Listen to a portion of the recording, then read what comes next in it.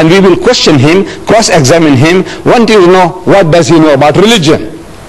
So they come to Medina and they are housed in the mosque of the Prophet. They sleep in the mosque, they eat in the mosque, and they have a dialogue in the mosque for 3 days and 3 nights. It's going on.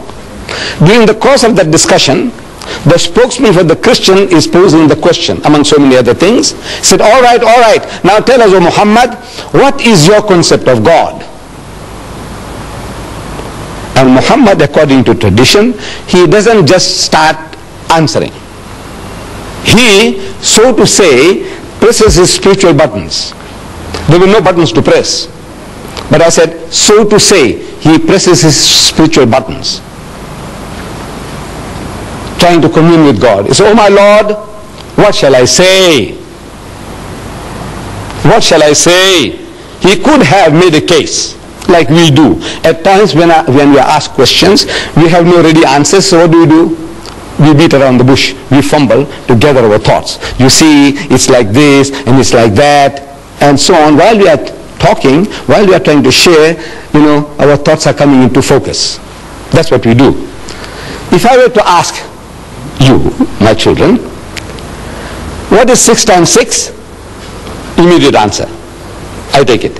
36. 6 6 36. I say, what is 12 times 12? You say 144. Because you have a ready answer. But if you didn't have a ready answer, what do? You say, well, you see, 6 times 6, you take 6 and you put 6 times 6, 6, 6, and then we add, and 6 and 6 is 12, and 6 is 18, and you are fumbling for the answer, but you will get it, but you fumble for it. That's how what we normally do. Muhammad doesn't do that. He could have said, you see, our concept of God is almost identical to yours. You see, you believe in the God of Abraham and the God of Moses and the God of... He said, well, we also believe...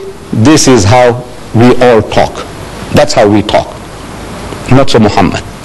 He's asked a question and he must get it from the highest authority, from the head computer. So what he does, he presses spiritual buttons and comes the answer through his mouth. He is the end terminal. Every prophet of God is an end terminal of that head computer, the knowledge of God. If you are that, you have access to that computer, the head computer, and you have a problem and you commune, say, oh my Lord, what shall I say? He said, tell them, Moses was told, tell them, thou shalt not commit adultery, thou shalt not covet thy neighbor's wife, thou shalt not steal, thou shalt not kill. So he's telling them, from the head computer, whatever knowledge is given, the prophet of God, the man of God, he articulates them. So he wants to know, what shall I say? Comes the answer. You will see it in the 112th chapter of the Quran. Amazing. You open the chapter, it begins. Qul huwallahu ahad. Say, he is God the one and only. Allahu samad, God the eternal absolute. Lam yalid wa lam yulad. He does not beget and is not begotten. Wa lam yakun lahu kufuwan ahad. And there's nothing like unto him. Finish. Whole chapter is finished. 4 verses. And back to normal. He said, you see, this is our concept of God. When he spoke, while he was speaking, the normal discussion was on a different level of speech. Now, when he's uttering those words, he's on a different level. هو الله أحد الله الصمد لم يلد ولم يولد ولم يكن له كفوا أحد. And back to normal. He said, you see, this is our... Where did he get it from? He's asking. Oh my Lord. Nobody heard him. Nobody heard him say that. But he's asking, what shall I say? Comes the answer. I want you to see it in this book. It starts, say, he is God the one and only. So why say?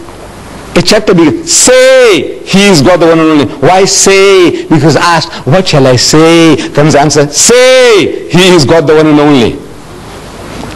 Now, this is how every verse of the Quran was revealed to the Holy Prophet Muhammad according to his needs from the head computer. He is the end terminal. As I said and I repeat, every prophet of God, every true messenger of God is that end terminal. We are not. We haven't got that facility to make a direct contact with the head computer. Now this preserved tablet What is a tablet? To me, that screen is a tablet, a visual screen. Your blackboard is a tablet. Your whiteboard or your green board, on which you write, is a tablet. Your computer chip is a tablet. The tablet of stone on which Moses wrote the 10 Commandments is a tablet. Now this tablet that God is talking about is not made of metal or stone or the silicone chip. It is a spiritual tablet, a spiritual knowledge. It is not material. Now what do you want to know? What else do you want to know? This is some aspect of what the Quran says about the Quran. What do you want to know about the Muslims and about Islam? Everything is in this book. The easiest way to have access to this knowledge about the Muslim is the book.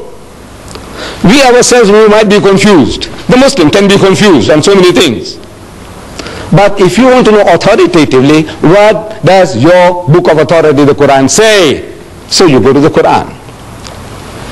So if you open the index, some of the subjects, I just give you a quick glance at some of the subjects. This book, claiming to be from God, naturally it must tell us everything about God that we can know. So, under G, look for God. There are more than 140 different references that you have access to from here, from this book, from this index. God. He is your protector. Chapter 2, verses 257 and onwards. He is the creator of all. He is most bountiful. He is merciful. He is most kind. He is beneficent. He is the orphan's shelter. He is the wanderer's guide. The guy who is wandering around, he is a guide to him. He satisfies your needs. God present everywhere. He is unity. He is one, not one in a trinity. He is not one of two. He has got no begotten sons.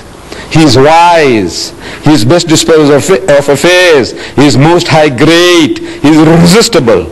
He is never unjust. He is exalted in power. He is free of all wants. He is worthy of all praise. And on and on and on.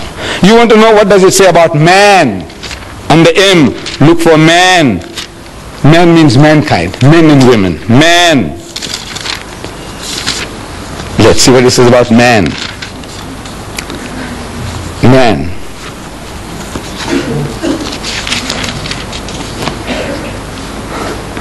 He is tested by God. He is being tested by God. In your behavior, what are you doing? How your mind is working? What you do? Things men covet. Things that men love most.